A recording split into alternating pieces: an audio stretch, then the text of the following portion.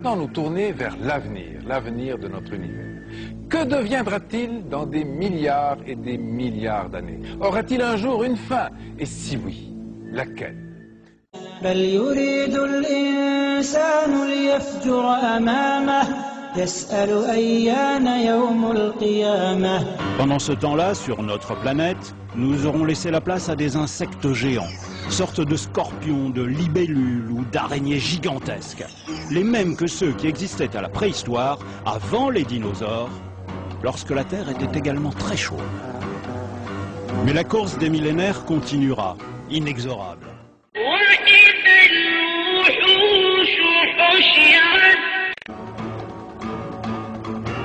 4 milliards d'années dans l'avenir, la Terre sera devenue un enfer totalement inhabitable, plusieurs milliers de degrés.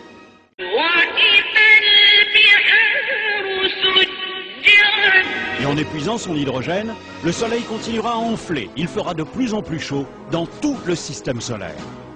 L'homme devra fuir de plus en plus loin, vers les grands satellites de Jupiter et de Saturne, aujourd'hui mondes glacés, mais qui à cette époque lointaine seront devenus habitables. فإذا برق البصر وخسف القمر وجمع الشمس والقمر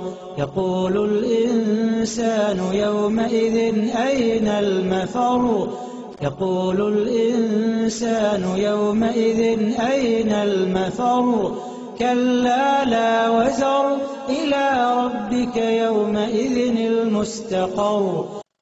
À cet instant, deux théories s'affrontent. Soit la masse du Soleil est plus grande que ce qu'on pense aujourd'hui, et dans ce cas il pourrait s'effondrer sur lui-même et se transformer en ce qu'on appelle un trou noir. Là les choses iraient très très vite, en moins d'une heure, son diamètre ne serait plus que de 3 km, il absorberait tout ce qui passe à proximité et rien, pas même la lumière, ne pourra s'en échapper. Dans ce cas, notre monde finirait par être aspiré avec toutes les autres planètes du système solaire comme une vulgaire poussière au fond d'un aspirateur cosmique. En revanche, s'il n'est pas assez lourd pour former un trou noir, alors il s'éteindra lentement et deviendra une étoile à l'agonie, appelée naine blanche, dont l'éclat se ternira de plus en plus jusqu'à devenir un corps sans vie, une étoile morte, inerte, qu'on appelle naine noire. Plus loin que prévu, ce qui signifie bien que l'expansion de l'univers s'accélère peut-être sous l'effet d'une force mystérieuse que les astrophysiciens appellent l'énergie noire.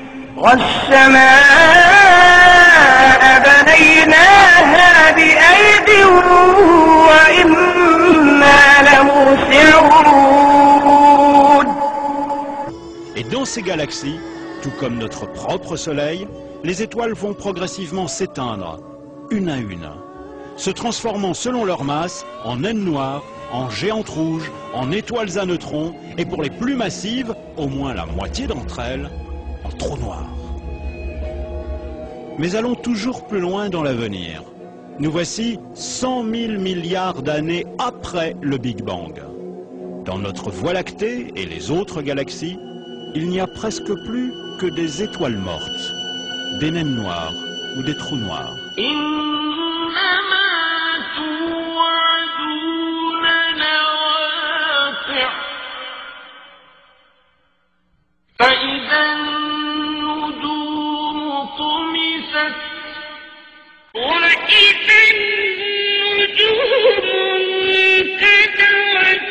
La matière à son tour commencera à se désagréger. Pourquoi? Parce que les atomes eux-mêmes ne sont pas éternels. Les protons, les noyaux des atomes, auront atteint leur limite de vie dans 1 milliard de milliards de milliards d'années. Alors, les carcasses inertes des planètes et des étoiles partiront elles-mêmes en poussière. Enfin, l'univers tout entier pourrait s'évaporer dans le froid et le néant.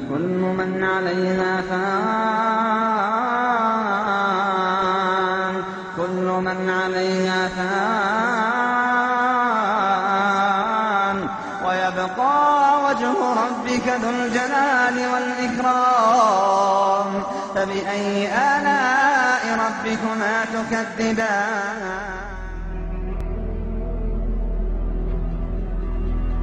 Holy Mysteries Mystère divin. in theaters in September 2009.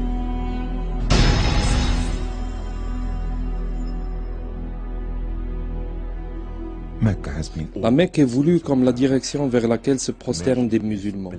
Elle est comme le centre saint de l'islam.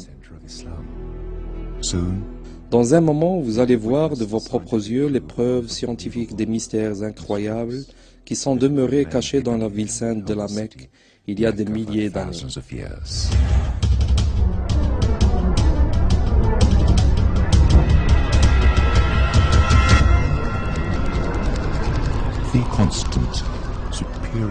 La constante ou le nombre d'or, 1,618. Nombre supérieur phi est utilisé dans la conception, dans les mathématiques. Le créateur a souvent employé le même nombre dans de nombreuses créations dans l'univers, dans nos impulsions de cœur, dans l'allongement de la spirale d'ADN, dans la conception spéciale de l'univers, dans les règles de l'arrangement des feuilles de plantes appelées phyllotaxie, dans les cristaux des flocons de neige ou dans la structure en spirale de nombreuses galaxies. Le Créateur a employé le même nombre, le nombre d'or qui est 1,618. Ce rapport a été employé pour la conception de diverses structures architecturales honorables, comme les pyramides en Égypte. L'astronome célèbre Kepler a défini ce nombre comme le grand trésor.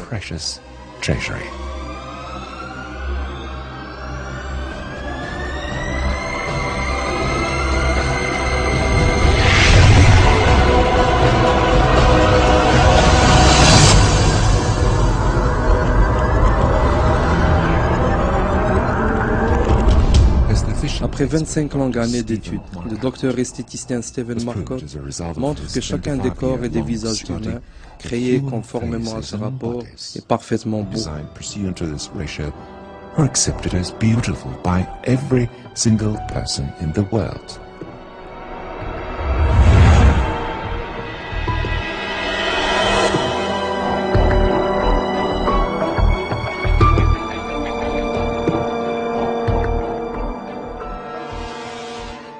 Si le rapport 1,618 qui compose n'importe quelle structure, alors cette forme serait commode au rapport d'or et à la conception parfaite.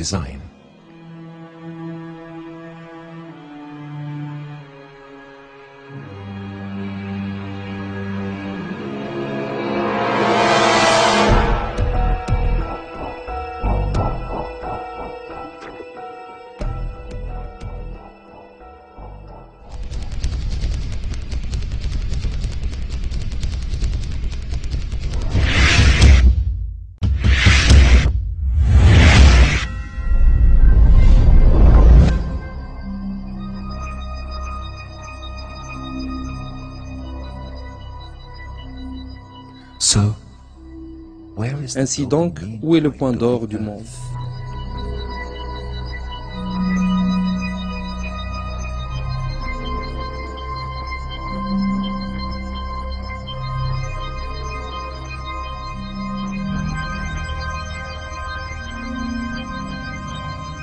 La proportion de la distance entre la Mecque et le pôle Nord à la distance entre la Mecque et le pôle Sud est exactement 1,618.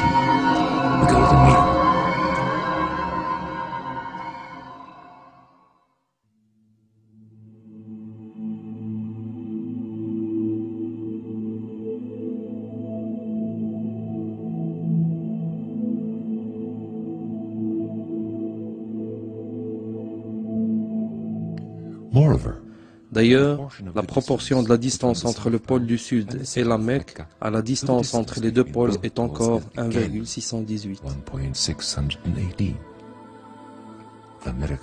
Le miracle n'est pas tout à fait fini. Selon la carte de la latitude et de la longitude, qui est la référence déterminante commune à l'humanité pour se situer, le point d'or du monde est dans la ville de la Mecque. La proportion de la distance orientale à la distance occidentale de la ligne de solstice de la Mecque est encore 1,618.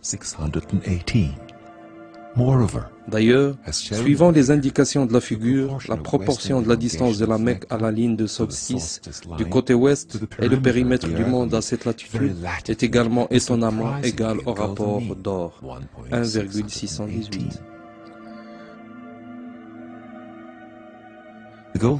Le nombre d'or du monde est toujours dans les frontières de la ville de la Mecque, dans la région sainte qui inclut la Kaaba, selon tous les systèmes de cartographie, en dépit des variations kilométriques mineures.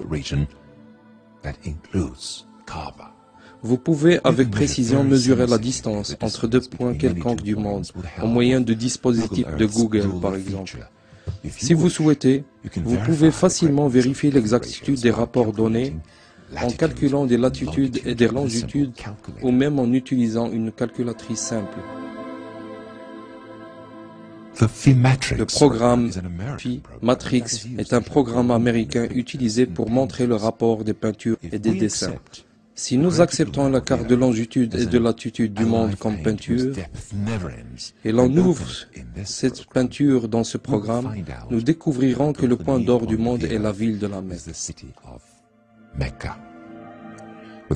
En ce qui concerne les valeurs positives de longitude et de latitude, et en prenant l'angle de dérive avec la Terre, mais pas vers la mer, le seul point du nombre d'or du monde est la Mecque. Miracles continue in the Mecca verse of the Quran. There is one unique verse. Il y a un seul verset dans le Coran qui mentionne la Mecque. Ce verset nous présente des évidences et une preuve pour la foi de l'humanité entière. The relation between the city of Mecca and the Golden Mean is La relation entre la ville de la Mecque et le nombre d'or est clairement cité dans le verset 96 de la sourate, la famille Al-Imran. Le nombre des lettres de ce verset est 47. Calculons le rapport d'or des lettres totales, 47 lettres divisées par le nombre d'or qui est 1,618.